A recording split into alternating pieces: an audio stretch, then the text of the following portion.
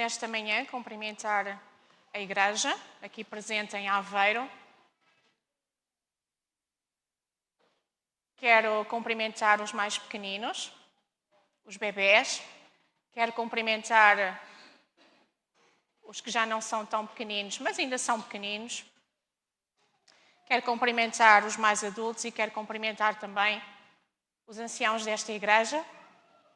E, naturalmente, quero cumprimentar também as pessoas que, neste momento, em direto ou que mais tarde, se juntarão a nós em louvor ao nosso Deus, através também da transmissão esta manhã. Se vocês estiveram atentos até agora, perceberam que a história infantil, o primeiro hino que nós cantámos e, curiosamente, também a música que a Ruth nos trouxe, todas elas têm um denominador comum, que é qual? Que é a volta de Jesus. Contudo, quando vocês me ouvirem a falar durante o sermão, se calhar não vão exatamente ou diretamente, pelo menos, perceber essa relação com a volta de Jesus, mas ela vai existir no final do sermão. E por isso eu peço que possamos estar atentos neste momento e que o Senhor nos capacite a podermos estar de forma reverente naquela que não é a nossa casa, mas que é a casa do Senhor, o nosso Deus.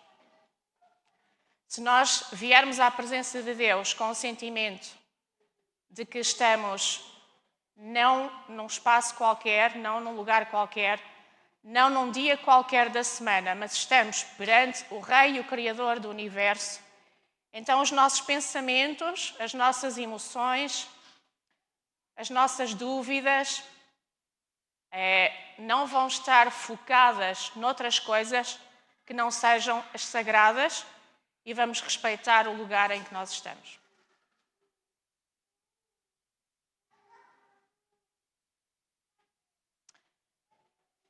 Quando se trata na Bíblia de falar sobre o plano da salvação, que é um presente de Deus para cada um de nós, existem muitas formas desse plano da salvação nos ser transmitido. Existem profecias, existem genealogias, existem parábolas e biografias. Pessoalmente, gosto mais das biografias, identifico muito mais com elas.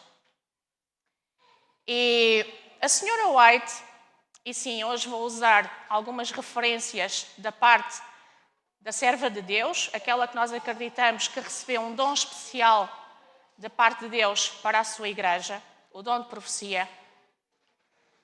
A Sra. White, ela diz no livro Educação, página 146, que para fins educativos, as biografias, ou nenhuma parte da Bíblia, é de maior valor do que as suas biografias.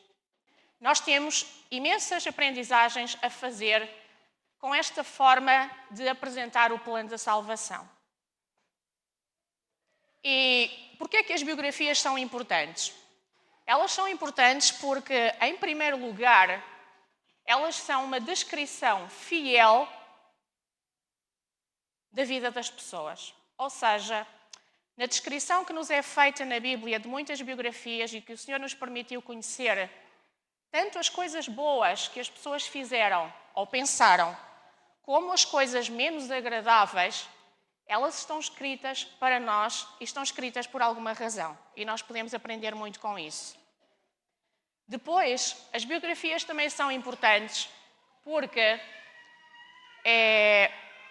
tanto os pensamentos como as ações que são registadas nessas mesmas histórias biográficas, elas foram lidas e elas foram comunicadas por Deus. Não foram comunicadas por mão humana, por um homem qualquer. Existem muitos livros biográficos que nós podemos ler, mas estas são especiais porque elas vêm diretamente da parte de Deus.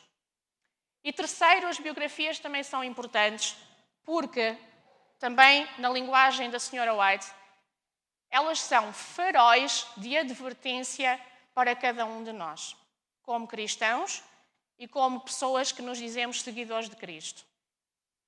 E mesmo naqueles casos em que apenas uma única vez um homem ou uma mulher eventualmente cederam à fraqueza e caíram em pecado e por causa disso abandonaram a fé, ainda assim e mesmo por causa disso, as biografias bíblicas elas são de inexcedível valor para nós hoje ainda, e se elas estão escritas na Bíblia é porque o Senhor entendeu que elas são válidas para nós. E é por isso também que as biografias bíblicas elas são usadas no ensino das doutrinas e nos primeiros contactos que as nossas crianças têm com a palavra de Deus. Se vocês pensarem, em particular os papás, é por isso que todas as lições da escola sabatina infantil, elas partem não de mensagens abstratas, mas elas focam-se na exploração exatamente de biografias de pessoas que foram líderes na igreja e que tiveram coisas boas e tiveram coisas más. Mas as histórias infantis, as escolas sabatinas, elas centram-se nestas biografias. E nós temos pessoas como Moisés, como David, como Noé, como Josué, como Samuel. Elas são o centro das nossas lições. Mas não é apenas na escola sabatina das classes infantis. Quem frequenta o clube de desbravadores sabe, e quem vai aos acampamentos nacionais ou mesmo regionais, sabe que todas as atividades que são realizadas, elas têm sempre também um denominador comum, e mesmo as atividades que parecem mais lúdicas ou mais físicas, elas têm sempre o objetivo de integrar aquele jovem, aquela criança na fé. E é por isso que todo o tema do acampamento anda sempre à volta de alguém, que pode ser, mais uma vez, os grandes líderes da Bíblia. David, Moisés, Abraão, José do Egito. E são estas pequeninas biografias, mas que ajudam os nossos jovens a conhecer não apenas a Bíblia e o Deus de amor que nós temos, mas também a cimentar a sua fé e também a cimentar, ou às vezes também a tomar decisões importantes na sua vida.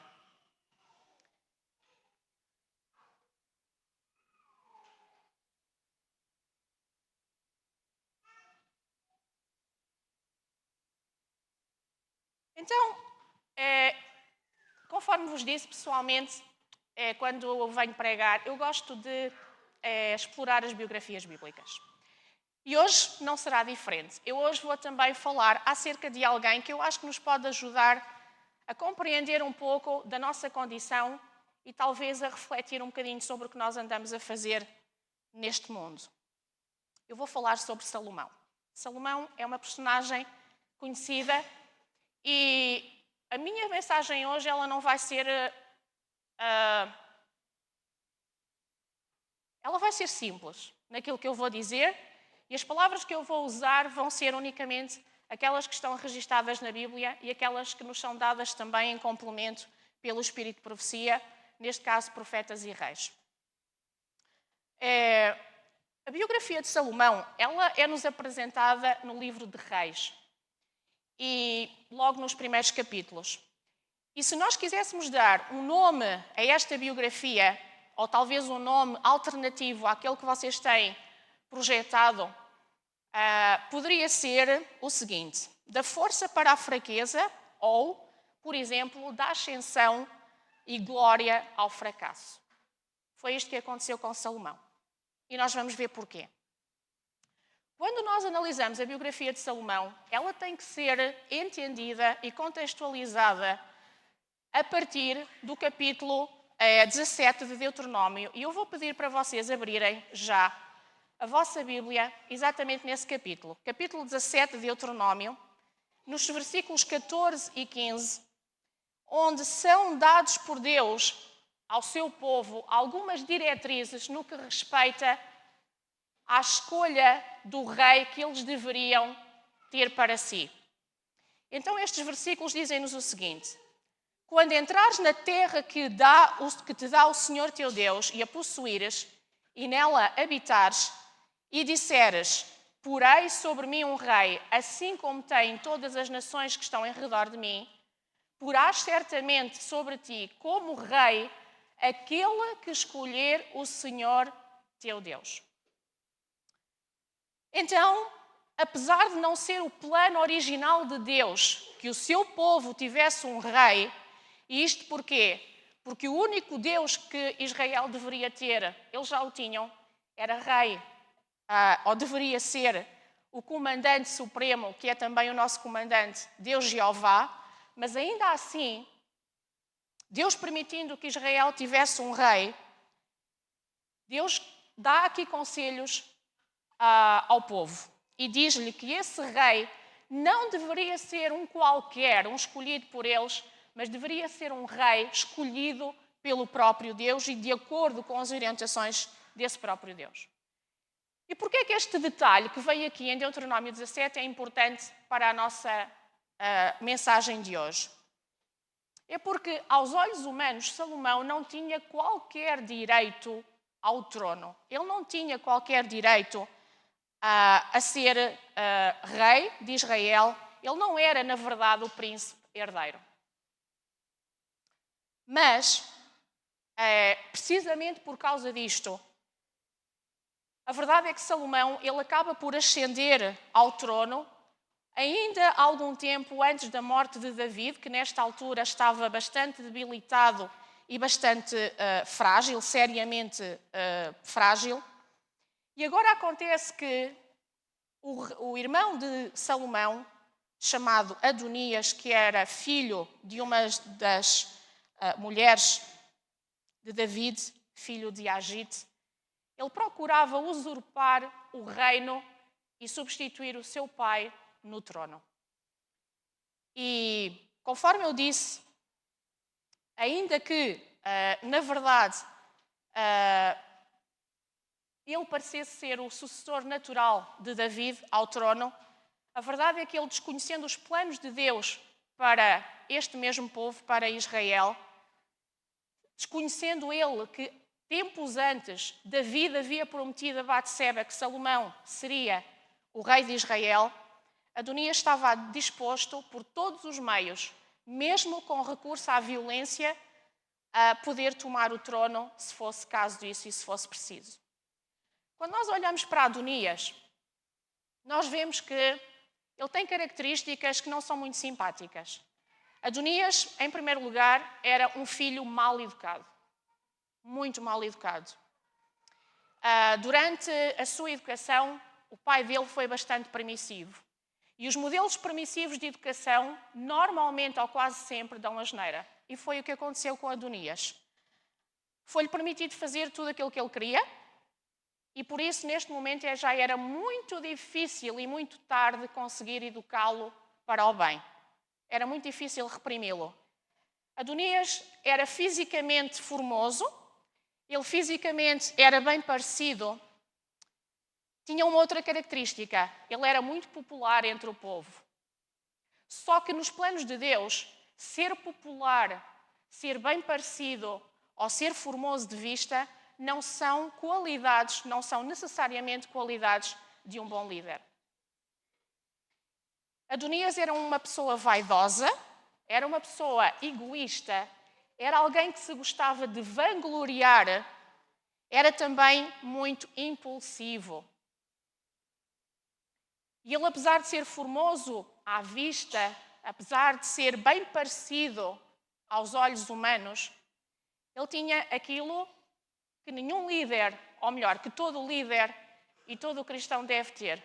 Ele não tinha um coração convertido ao Senhor. O coração dele era apenas um coração de aparências. E em contraste, surge-nos aquele então que naturalmente e aos olhos humanos não tinha qualidades para ser rei, mas acaba por sê-lo, que é Salomão. Salomão, ele amava a Deus. Ele era íntegro e era reto. Ele era uma pessoa firme nos princípios. Ele era obediente aos mandamentos de Deus. E a sua vida era uma vida de devoção e de completa e diária entrega ao Senhor. Mas Salomão tinha uma outra característica muito importante e que nos deve fazer refletir hoje quando nós queremos trabalhar na casa de Deus. Ele era humilde. E a Sra. White, no livro Profetas e Reis, ele diz que no seu coração, de Salomão, não havia nenhum desejo egoísta de ser conhecido para se exaltar sobre os outros. Ou seja, basicamente Salomão, ele não gostava, nem precisava de dar nas vistas. Aquilo que ele fazia de coração de forma íntegra, honesta, firme, mas fazia-o porque amava o seu Deus. E sabem, quando nós vamos efetivamente a 1 de Reis, e eu peço que vocês vão lá, por favor, abram 1 de Reis, no capítulo 3, no versículo 7, Salomão diz uma coisa que é muito importante. Ele diz assim, que mostra esta característica de humildade no trabalho para Deus. E ele diz assim, agora, pois, ó Senhor, meu Deus, tu fizeste reinar o teu servo em lugar de Davi, meu pai. E depois olhem o que ele diz. Eu sou apenas um menino pequeno. Então, neste versículo, Salomão aquilo que faz é reconhecer que não é ninguém. Salomão aqui reconhece a sua total inexperiência para o cargo e para a função para a qual ele tinha sido chamado por parte de Deus. Mas é esta humildade, é esta necessidade de dependência, é este perceber que precisa da orientação e da sabedoria divinas para exercer este cargo que fazem dele alguém que ainda hoje é lembrado.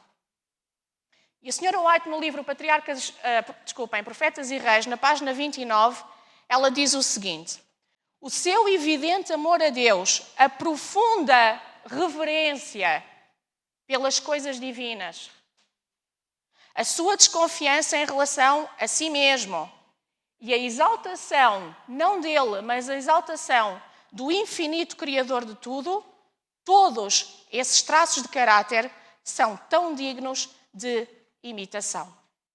Então Salomão amava a Deus acima de todas as coisas. É isso que nos diz a Bíblia, a palavra de Deus. Ama a Deus acima de todas as coisas. Não há outros ídolos para ti. Deus sempre em primeiro lugar. E esta é a verdadeira adoração. E Salomão estava a adorar o verdadeiro Deus porque ele estava a exaltar-se não a si, mas àquele que o chamou para esta função. Deus aparece 2 vezes em sonho a Salomão. A primeira vez que Deus aparece a Salomão é exatamente no início do seu reinado e outra vez depois, quando o templo foi construído. Da primeira vez que ele aparece a Salomão, Deus diz a Salomão para ele pedir tudo aquilo que ele quisesse. E nós conhecemos a história, nós sabemos o que é que Salomão pede a Deus. Nós vamos ler, já lá estamos, 1 de Reis 3, vamos ler o versículo 9. Então, na sequência deste reconhecimento de humildade, de que ele precisa de Deus para exercer a função, o cargo para o qual ele foi chamado, quando ele tem a oportunidade de pedir tudo aquilo que quisesse a Deus, reparem o que Salomão diz. Ele pede o seguinte: ao teu servo, pois, dá um coração entendido para julgar o teu povo, para que prudentemente discirna entre o bem e o mal. Reparem que Salomão tinha neste momento a oportunidade de pedir tudo o que quisesse, mas ele não o fez. Ele fez um pedido que nós deveríamos também fazer, se não sempre, quase sempre. Ele pede, primeiro, um coração entendido. Claro que aqui nós sabemos que coração e mente, coração e cérebro estão intimamente ligados. Mas é esta a expressão que aqui é utilizada. Quando ele pede um coração ouvinte, um coração entendido, E o que ele está a pedir é para que Deus o capacite a conseguir, nos momentos mais difíceis do exercício da sua função, a ouvir todos os lados, a estar disponível para ouvir as várias versões, as pessoas no seu todo e não apenas individualmente. Salomão está a pedir que Deus lhe conceda um coração compreensivo. É importante compreender a outra pessoa, ser empático, perceber como é que a outra pessoa se sente. E Salomão pede isso também, porque sabia que eu ia precisar. Salomão pede a Deus para o ajudar a tomar decisões que sejam sábias, que não sejam as suas decisões, mas que sejam as decisões de Deus. Quando Salomão pede um coração entendido, Salomão está a pedir a Deus que Deus o possa ajudar a discernir o bem e o mal para saber como atuar. No fundo, aquilo que Salomão está a pedir a Deus é sensatez, é equilíbrio para poder orientar, para poder guiar e governar não apenas a sua vida, mas também a vida de um povo que está agora à sua responsabilidade. E eu gostaria de fazer aqui um primeiro parênteses exatamente para vos fazer refletir ou para nos fazer refletir quais são ou quais têm sido os propósitos, os pedidos que nós temos feito ao nosso Deus. Salomão poderia ter pedido tudo aquilo que os outros reis também costumavam pedir, os outros dirigentes. Ele poderia ter pedido riqueza, dinheiro, ouro. Podia ter pedido animais. Podia ter pedido territórios. Mas ele não pediu coisas materiais. Ele pediu de Deus humildade e capacidade de discernimento para poder exercer e pôr em prática os planos que não deviam ser dele, mas deviam ser de Deus. E nestes versos nós podemos ver que Salomão está nada mais, nada menos do que a reconhecer a sua completa impotência para governar. E ele tem a claríssima noção de que se ele quer fazer alguma coisa em nome de Deus, então ele precisa de adotar a mesma atitude que têm as crianças, que são pessoas humildes e que precisam de ser guiadas e aceitam esse guia e essa orientação da parte dos pais quando precisam de fazer alguma coisa. E é assim que um rei poderoso, que ainda hoje é conhecido, foi esta a decisão e foi esta a escolha que ele tomou. A senhora White diz também, no livro Profetas e Reis, página 18, que todos aqueles que ocupam posições de responsabilidade devem procurar aprender a lição ensinada por esta oração de Salomão. Quanto mais alta a posição que um homem ocupa, quanto maior a responsabilidade que tem de levar. Mas, e permitam-me fazer aqui este parênteses, não são apenas as pessoas de responsabilidade. Todos nós, no nosso dia-a-dia, qualquer que seja o campo de batalha que nós temos a enfrentar, seja na igreja, seja na família, seja no trabalho, seja na escola, seja na universidade, qualquer que seja o nosso ramo de atuação, qualquer que sejam as circunstâncias da nossa vida, a nossa oração deveria ser também esta. Mais ampla será a influência que exerce e maior a sua necessidade de dependência de Deus. Porque a posição não dá santidade de caráter. É honrando a Deus, obedecendo aos seus mandamentos, que o homem se torna verdadeiramente grande. Este pedido que Salomão fez, ele teve o parecer favorável da parte de Deus. E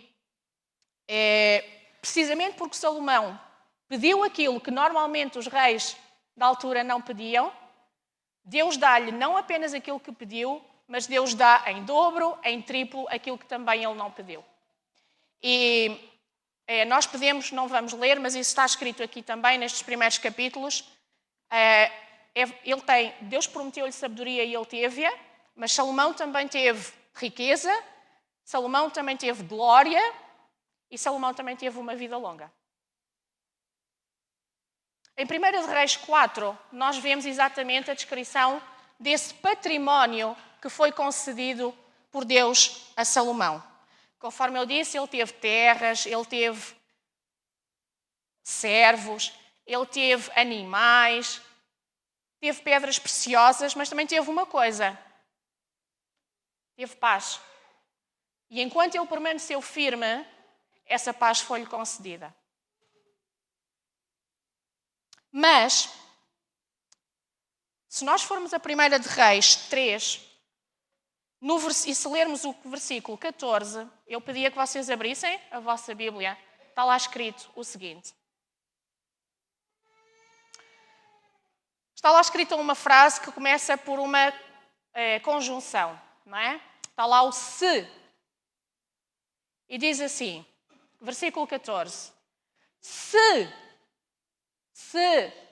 andares nos meus caminhos, guardando os meus estatutos e os meus mandamentos, como andou Davi, teu pai, eu vou prolongar os teus dias. Então esta era uma condição da parte de Deus. Ela estava escrita e estava registada. E sabem, esta foi a grande preocupação de Davi também no seu leito de morte. Vamos ler 1 de Reis, um bocadinho atrás, no capítulo 2, e nos versos 2 e 3, quase a morrer, no último suspiro de vida, David, o rei, dá alguns conselhos a Salomão, não é? E diz-lhe assim, versículos 2 e 3. Eu vou pelo caminho de toda a terra. Esforça-te, pois, e sê homem. Versículo 3. Guarda a ordenança do Senhor teu Deus, para andares nos teus caminhos e para guardares os seus estatutos e os seus mandamentos, os seus juízos e os seus testemunhos, como está escrito na lei de Moisés, para que prosperes em tudo quanto fizeres e para onde quer que tu vás. E estes versículos, eles certamente vos fazem lembrar outros versículos que estão escritos também e que foram ditos pelo próprio Deus a Josué. Quando Josué se tornou o sucessor de Moisés, Deus também se vira para para Josué e também lhe diz estas palavras. Também diz, sê forte, sê corajoso, esforça-te, tem bom ânimo, mas guarda os mandamentos e os estatutos de Deus. E sabem, irmãos, este se e a condição que vem a seguir esta palavra era o requisito e era a condição para o êxito. Este êxito de Salomão no exercício da sua função como rei só existiria se ele se entregasse totalmente a Deus e se dependesse inteiramente da sua vontade e cooperasse continuamente com a vontade de Deus. Tanto a tarefa de Josué como aquela que Salomão agora tem, ou estava diante dele, só se poderia realizar se o esforço humano pudesse estar aliado e fosse cooperante com a bênção divina. De outra forma, não haveria êxito e nem haveria sucesso. E esta exortação de David, que nós lemos aqui nestes 2 versos,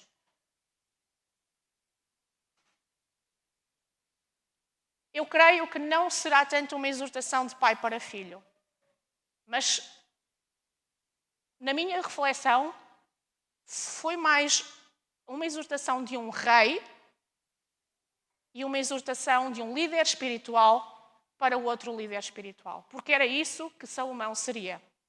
Ele não seria apenas um rei, ele seria o líder espiritual de uma nação inteira.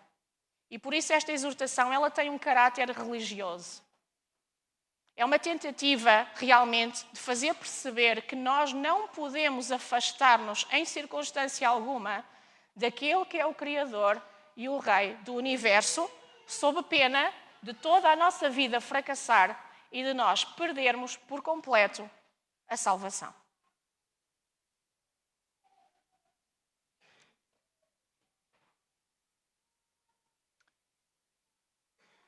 As últimas palavras de David, então, a Salomão, elas não foram tanto de um pai para com o filho, mas antes daquele que iria presidir a Israel, que foi o povo escolhido para ser uma luz no mundo, mas era sobretudo uma preocupação em que se mantivesse uma coisa importante.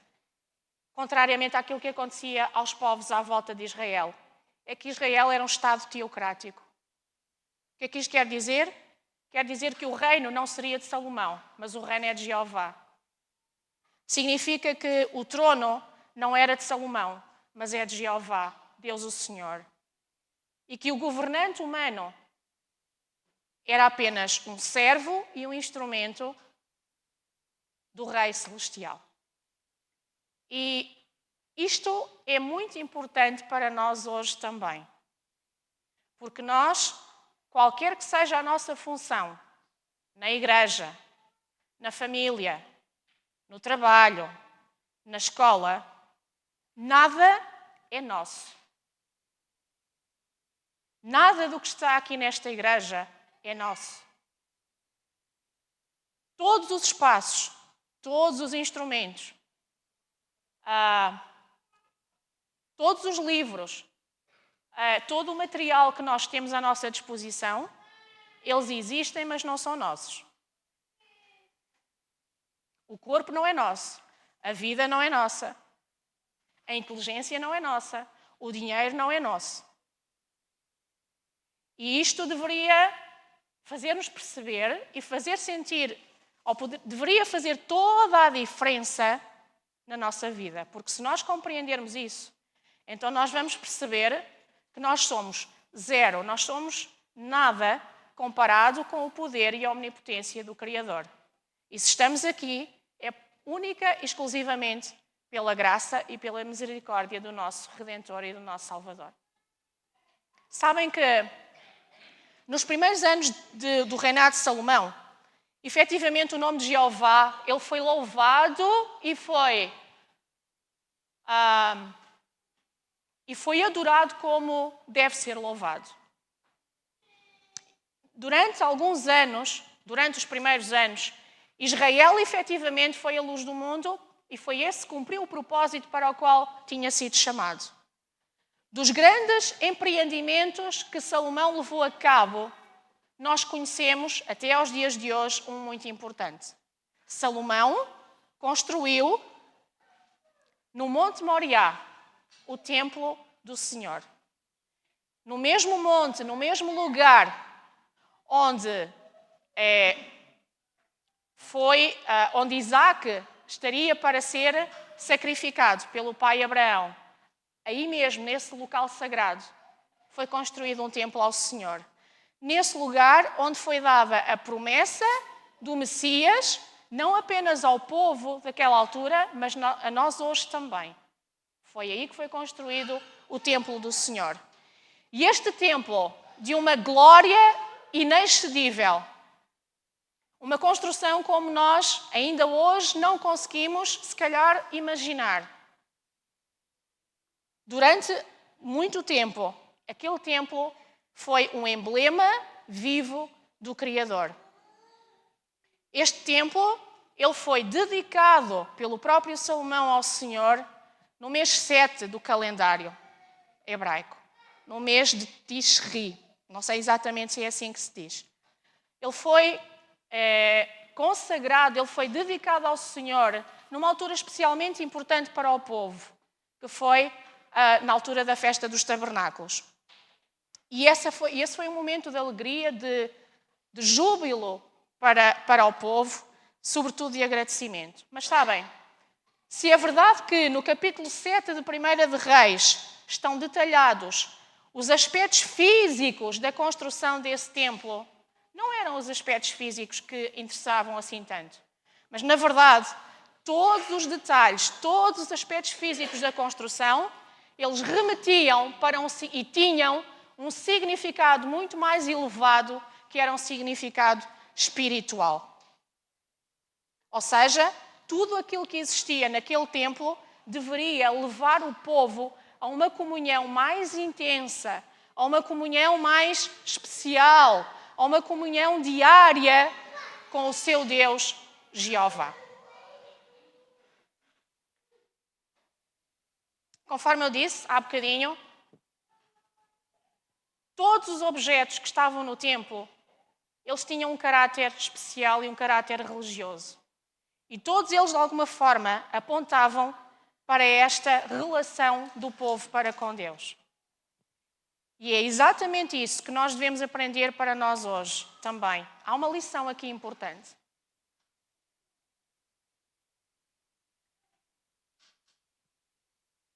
E a lição foi aquela que eu disse há pouquinho. É que não há milímetro deste templo, do nosso templo hoje aqui, em Aveiro. Não há espaço, não há metro quadrado, não há objeto que não devesse existir e que não fosse e não deveria ser visto por nós de outra forma que não, única e exclusivamente, a adoração ao nosso Deus. E isso deveria fazer toda a diferença na forma como nós estamos dentro deste templo. Porque nós não estamos na nossa casa, nós não estamos no nosso quarto, nós não estamos no nosso local de trabalho, nós não estamos na escola, nós estamos diante da presença do Rei, que é o nosso Criador e o nosso Salvador. E a nossa reverência, os nossos pensamentos, a forma como eu uso todos estes objetos e como eu ando e caminho em todos estes espaços, deveriam fazer-me lembrar que este edifício, este templo, esta construção, ela não serve de nada se eu não vier aqui com o propósito de estar em comunhão e em reunião com o meu Deus Jeová.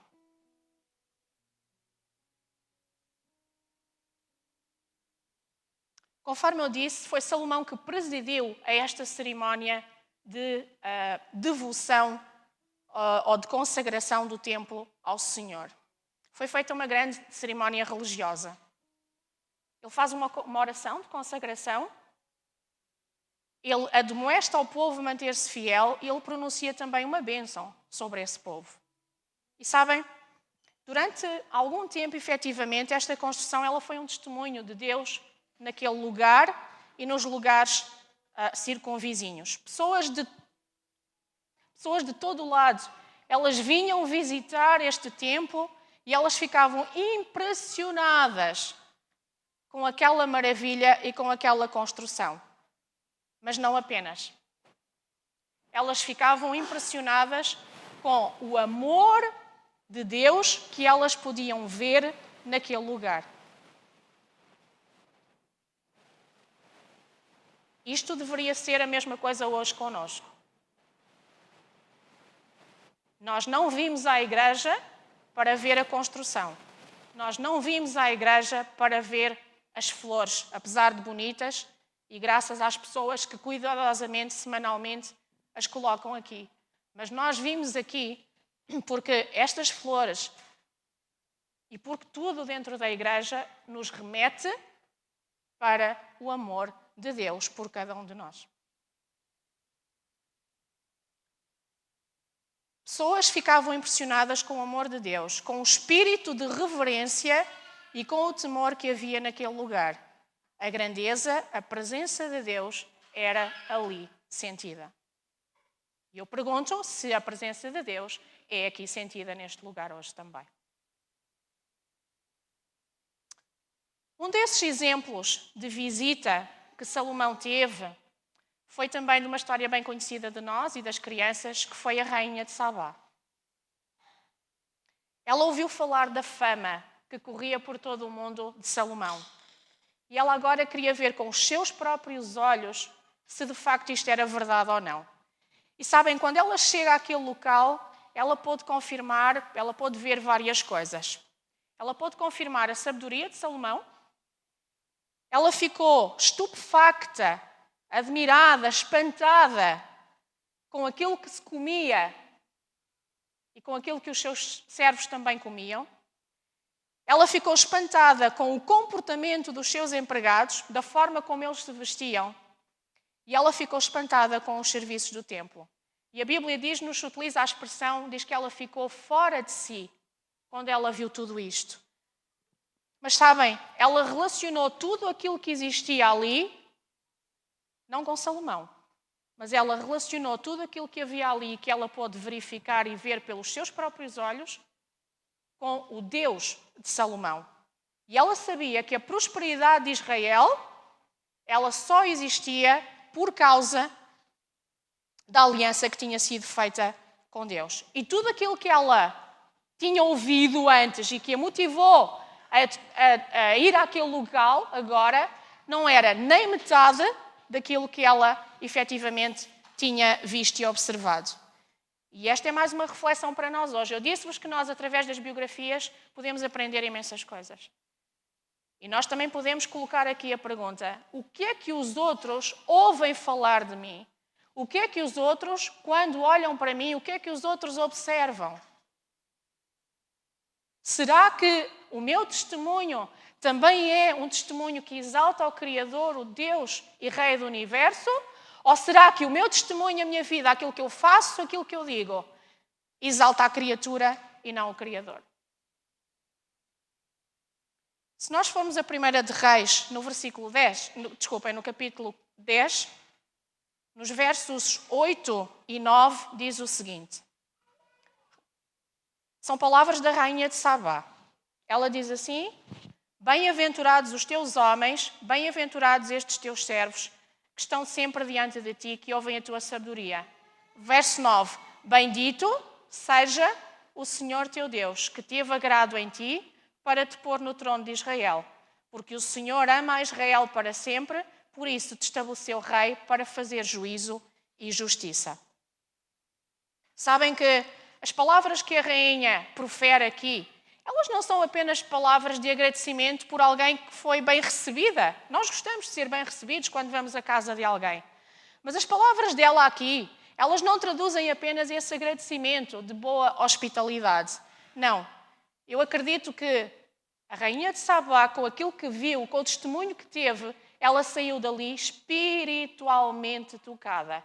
Ela foi espiritualmente comovida e foi essa a impressão, foi essa a ideia com que ela ficou desta visita que ela fez. Porque a ênfase foi exaltar Deus e não Salomão.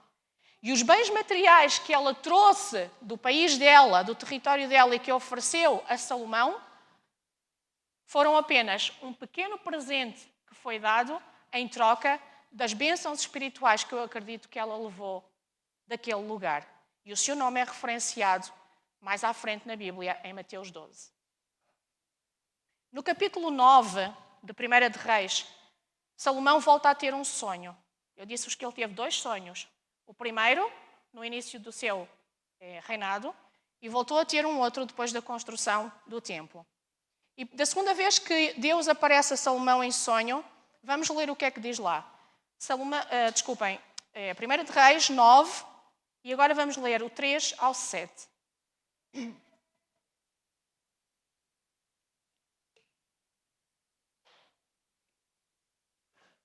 Diz assim: o Senhor lhe disse: ouvi a tua oração e a súplica que fizeste perante mim.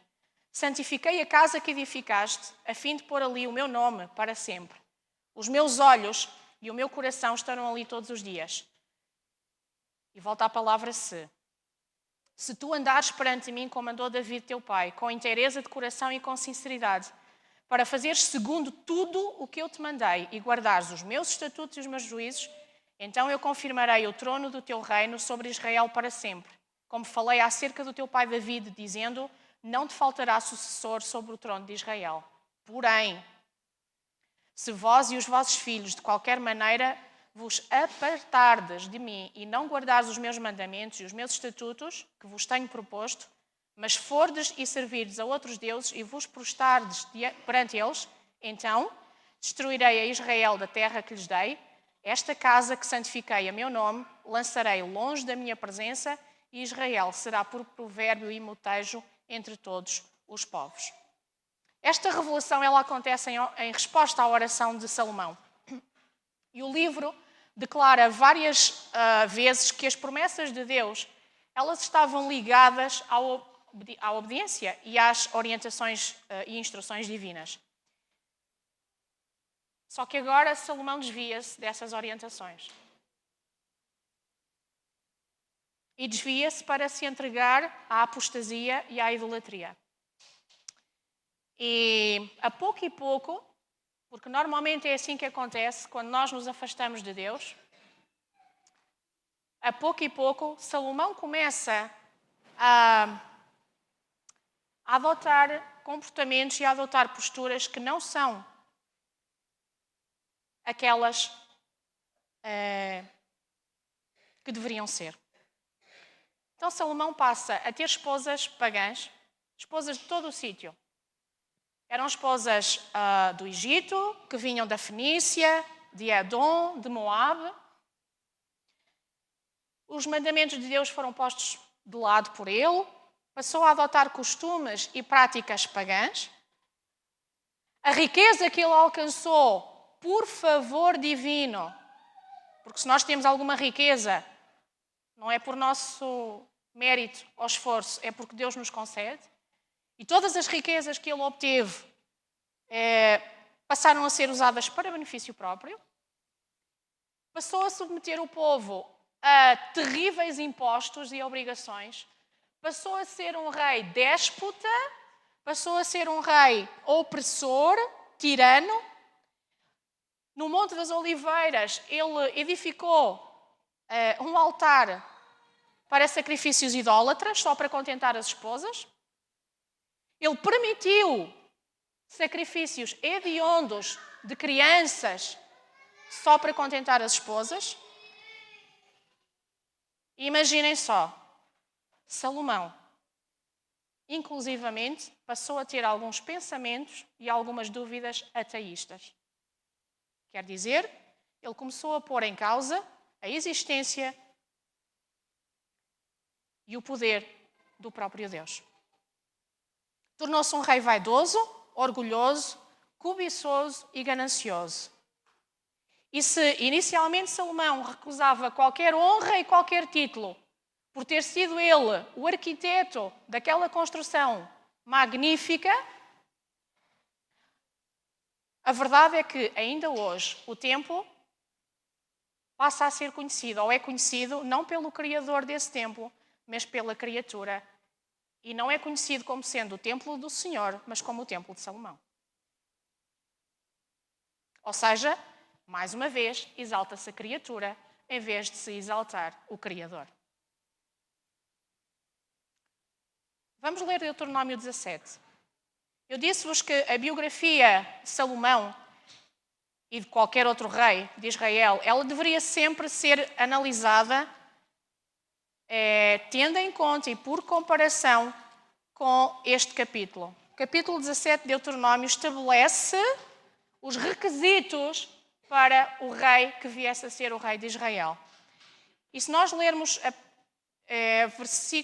capítulo 17, e vamos ler os versos 18, 19 e 20, diz assim: será também que quando se assentar sobre o trono do seu reino, portanto, o rei que se assentar sobre o trono, então escreverá para si num livro um traslado da lei, do original que está diante dos sacerdotes levitas, e o terá consigo. E nele lerá todos os dias da sua vida, para que aprenda a temer ao Senhor seu Deus, para guardar todas as palavras desta lei e estes estatutos para cumpri-los, para que o seu coração não se levante sobre os seus irmãos e não se aparte do mandamento, nem para a direita, nem para a esquerda, para que prolongue os seus dias no seu reino, ele e os seus filhos no meio de Israel. Pois é, só que Salomão deixou de fazer isto. Salomão deixou de ler a lei todos os dias. Por isso, facilmente, ele se afastou de Deus. E aquele que, nós não vamos ler, mas está lá em 2 de Samuel 12, 25, aquele que foi chamado também de o amado do Senhor, passou a ser aquele que se afastou do Senhor. E o que é que nós aprendemos com isto, meus irmãos? Nós aprendemos com isto que facilmente, qualquer um de nós, a menos que guarde a lei e a leia todos os dias e a considere como válida nas suas vidas, facilmente pode, de uma posição alta, pode cair. Sejamos novos, sejamos velhos, ninguém está livre disso. A nossa única salvaguarda é vigiar e orar. Profetas e Reis, página 55, diz-nos o seguinte: uma pessoa pode ter desfrutado durante muitos anos de uma genuína experiência cristã, mas, ainda assim, ela continua exposta aos ataques de Satanás. Nunca, mas nunca, apesar de termos servido a Deus fielmente no passado, podemos com segurança confiar na nossa própria sabedoria e integridade. Salomão fez isso e caiu, e a queda foi grande. É certo que Deus não o desamparou. É certo que Salomão se arrependeu, e o seu arrependimento foi sincero. Só que as consequências do seu pecado, as consequências da sua apostasia, as consequências da sua queda, as consequências do seu afastamento, elas foram também, da mesma forma que aquele templo era inexcedível, em glória, as suas consequências foram tamanhas. E os reis que o sucederam mostraram exatamente isso. Nos seus últimos dias de vida, ou melhor, não foram nos seus últimos dias de vida propriamente, mas depois, mais tarde, a sua grande preocupação foi advertir outros para que não caíssem no mesmo erro que ele, na mesma situação de apostasia. E nós vamos ler Provérbios 3, 1-7, diz exatamente isto. Filho meu, não te esqueças da minha lei e o teu coração guarda os meus mandamentos, porque eles aumentarão os teus dias e te acrescentarão anos de vida e de paz. Não te desamparem a benignidade, a fidelidade. Ata-as ao teu pescoço e escreve-as na tábua do teu coração. E acharás graça e bom entendimento aos olhos de Deus e do Senhor. Pois não diz lá, confia nos ídolos, nem confia na tua sabedoria, no teu entendimento. Não, diz lá, confia no Senhor de todo o teu coração e não te estribes no teu próprio entendimento. Reconhece o Senhor em todos os teus caminhos e Ele vai endireitar as tuas veredas. Não sejas sábio aos teus próprios olhos, mas tema ao Senhor e aparta-te do mal. E quase a concluir, eu gostaria de dizer que eu dei o título a esta mensagem e baseei-me naquilo que o apóstolo Paulo escreveu aos membros da igreja de Corinto, noutro contexto, é certo, mas ele diz lá e aconselha os coríntios nesta frase que está exposta e que diz: quem está em pé, cuide para que não caia. Porque os coríntios, eles pensavam que estavam firmes e achavam que não tinham nada a temer em relação à idolatria. Pedro também se achava forte o suficiente, mas negou Jesus. E nós temos que nos lembrar, irmãos, que na peregrinação desta terra, e até que Jesus venha, o deserto e o terreno da tentação continuam a existir. E continuam a existir até ao retorno de Jesus. E nós devemos compreender que a confiança própria é muito perigosa. Nós devemos estar atentos e vigilantes para não sermos enganados, sobretudo não sermos enganados com a ideia de que alcançamos um estado, uma posição de fortaleza espiritual de tal forma intensa ou grande que nada nos leva a pecar. Porque Salomão, o amado do Senhor, aquele que tinha sido prometido para ser o rei de Israel e foi, ele teve tudo, mas ele caiu também. Sabem que, no fim de contas, e quando Jesus voltar, não vai haver nem doutorados nem iletrados, não vai haver nacionais nem estrangeiros, não vai haver pobres nem ricos, não vai haver ancião, diácono ou senhora da limpeza. Quando Jesus voltar, vão existir apenas dois grupos: o grupo dos salvos e o grupo dos perdidos. E o hino que nós cantamos, o início, que parece que não tem nada a ver com a mensagem, na verdade tem tudo a ver. Porque o primeiro hino que nós cantamos, ele fazia uma pergunta, e a pergunta era: estais vós prontos? Quando Jesus voltar, se Jesus voltasse agora, estás tu pronto ou pronta para receber Jesus? Não te afastes de Deus. Não deixes de ler e de guardar no teu coração os seus mandamentos, os seus desígnios e os seus estatutos. Guarda-os, porque só dessa forma tu vais conseguir resistir à tentação. Tu vais colocar de lado os ídolos que te podem afastar de Deus e tu vais deixar de confiar em ti próprio para confiares no Jeová. No Jeová, Deus, o Senhor, o teu Deus. Se tu desejas estar entre o grupo dos salvos quando Jesus voltar, então eu convido-te a abrir a Bíblia em Eclesiastes. Será o último versículo e termino com isto. Em Eclesiastes 12, diz o seguinte: